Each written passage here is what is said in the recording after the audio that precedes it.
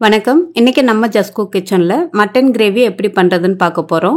600 gram mutton சுத்தம் பண்ணி எடுத்திருக்கேன். இது கூட கொஞ்சமா மஞ்சள் தூள், மிளகுத்தூள், தயிர், இஞ்சி பூண்டு விழுது, உப்பு சேர்த்து நல்லா 1 மணி நேரம் ஊற வச்சிடுங்க. ஒரு அகலமான கடாயில் 3 டேபிள் ஸ்பூன் அளவுக்கு எண்ணெய் சேர்த்து சூடு பண்ணிக்கலாம்.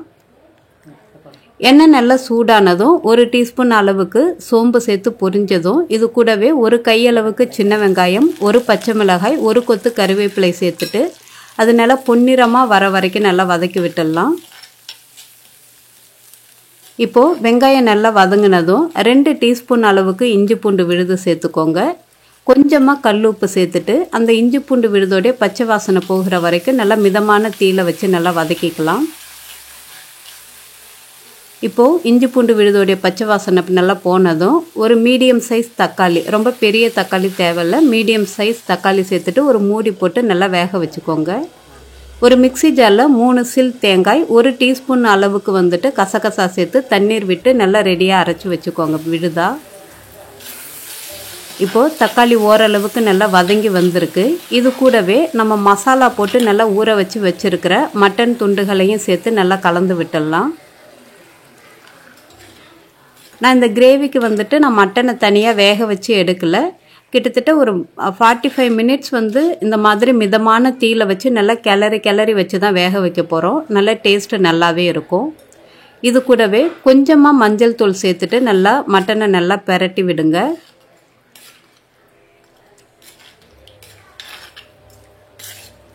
இப்போ இந்த மட்டன் கிரேவிக்கு தண்ணி நான் நிறைய சேர்க்க போகிறதில்ல. இப்போ இந்த மட்டனில் விடக்கூடிய அந்த தண்ணி நம்ம தேங்காய் விழுது சேர்ப்போம் இல்லைங்களா, அதை மட்டுமே வச்சு நம்ம வேக வச்சு எடுக்க போகிறோம்.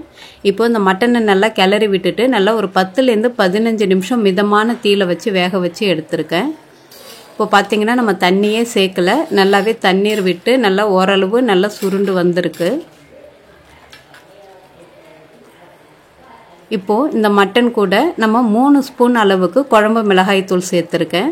குழம்பு மிளகாய்த்தூள் இல்லை அப்படின்னா ஒரு 2 ஸ்பூன் அளவுக்கு வெறும் மிளகாய்த்தூள், ஒரு 3லேருந்து 3.5 ஸ்பூன் அளவுக்கு மல்லித்தூள் சேர்த்துக்கோங்க. நம்ம காரம் பார்த்துட்டு நம்ம தேவைப்பட்டால் கொஞ்சம் கூடுதலாகவோ இல்லை குறைவாகவோ நம்ம சேர்த்துக்கலாம். இப்போ மிளகாய்த்தூள் சேர்த்து நல்லா கலந்து விட்டுட்டு இது கூடவே நம்ம அரைச்சி எடுத்துருக்கிற அந்த தேங்காய், அந்த கசகசா விழுதையும் சேர்த்துக்கோங்க. இதுவே நல்ல ஓரளவு தண்ணி நல்லாவே இருக்குது. இதை நீங்கள் நல்லா ஸ்லோ ஃப்ளேமில் வச்சுட்டு ஒரு 40 நிமிஷம் ஒரு 30 நிமிஷம் நல்லா பொறுமையாக கிளறி விட்டீங்க அப்படின்னா ரொம்பவே சூப்பராக நல்லாயிருக்கும். நான் டேஸ்ட்டு பார்த்துட்டு காரம் கம்மியாக இருக்குன்றதுனால கொஞ்சமாக சேர்த்துருக்கேன் நான். ஏன்னா தேங்காய்லாம் சேர்த்துருக்கோம் இல்லைங்களா, மட்டன்னாலே கொஞ்சம் காரசாரமாக இருந்தால் சாப்பிட்றதுக்கு நல்லாயிருக்கும். இப்போது மிளகாய்த்தூள், தேங்காய் விழுது எல்லாமே சேர்த்துட்டு ஒரு அரை மணி நேரம் நல்லா மிதமான தீயில வச்சு நல்லா கிளறி எடுத்தீங்க அப்படின்னா இந்த மாதிரி எண்ணெய்லாம் பிரிஞ்சு நல்லா சூப்பராக ஒரு மட்டன் கிரேவி தயாராகிடும்.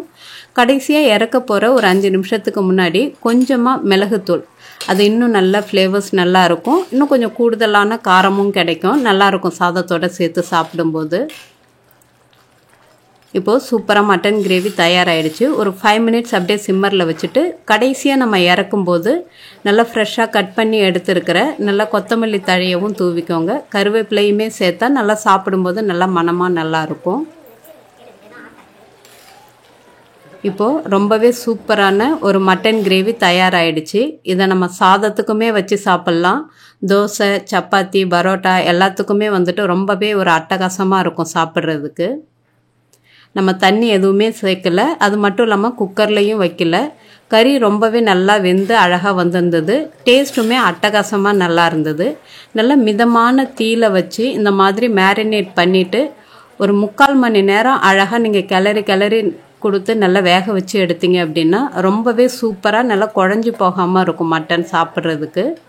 டேஸ்ட்டுமே நல்லாயிருக்கும். நீங்களும் உங்கள் வீட்டில் இதை ட்ரை பண்ணி பார்த்துட்டு எப்படி இருந்துச்சுன்னு சொல்லுங்கள். நன்றி, வணக்கம்.